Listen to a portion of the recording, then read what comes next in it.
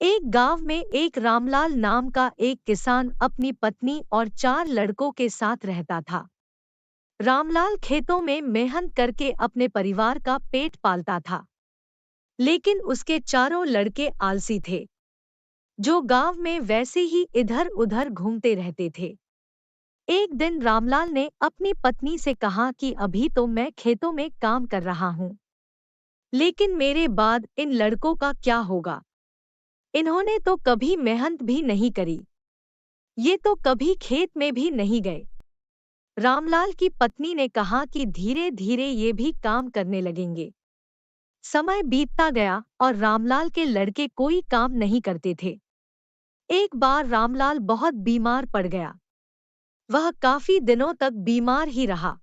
उसने अपनी पत्नी को कहा कि वह चारों लड़कों को बुला कर लाए। उसकी पत्नी चारों लड़कों को बुलाकर लाई। रामलाल ने कहा, लगता है कि अब मैं ज्यादा दिनों तक जिंदा नहीं रहूंगा। रामलाल को चिंता थी कि उसके जाने के बाद उसके बेटों का क्या होगा। इसलिए उसने कहा, बेटों, मैंने अपने जीवन में जो भी कुछ कमाया है, वह खजाना अपने खेतों के नीचे दबा रखा है। मेरे बाद तुम उसमें से खजाना निकालकर आपस में बांट लेना। यह बात सुनकर चारों लड़के खुश हो गए। कुछ समय बाद रामलाल की मृत्यु हो गई। रामलाल की मृत्यु के कुछ दिनों बाद उसके लड़के खेत में दबा खजाना निकालने गए। उन्होंने सुबह से लेकर शाम तक सारा खेत खोद दिया, लेकिन उनको कोई भी खजाना नजर नहीं आया।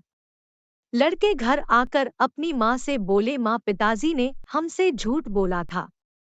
उस खेत में हमें कोई खजाना नहीं मिला। उसकी माँ ने बताया कि तुम्हारे पिताजी ने जीवन में यही घर और खेत ही कमाया है, लेकिन अब तुमने खेत खोद ही दिया है, तो उसमें बीज बो दो। इसके बाद लड़कों ने बीज बोए और माँ के कहेनुसार उसमें पानी देते गए।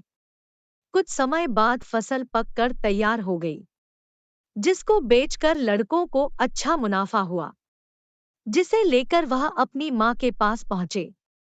माँ ने कहा कि तुम्हारी मेहनत ही असली खजाना है, यही तुम्हारे पिताजी तुमको समझाना चाहते थे। सीख, हमें आलस्य को त्याग कर मेहनत करना चाहिए। मेहनत ही इंसान की असली दौलत है।